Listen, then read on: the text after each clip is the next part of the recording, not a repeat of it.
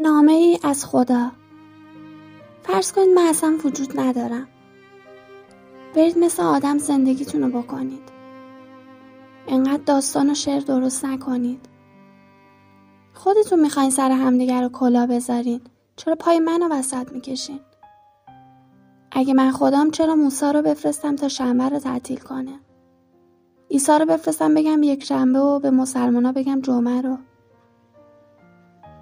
چرا کاری کنم که عیسوی شرابش رو تو کلیسا یعنی خونه خدا راحت بنوشه و مسلمان به جای شراب شلاق بخوره؟ چرا یکی چادر سر کنه و دیگری هیچ نپوشه؟ اگه من این خدایی که شما میگید بودم، چرا باید بذارم به اسم من کلید بهش بفروشن؟ یا دنیا رو برای مخلوقات من جهنم کنن؟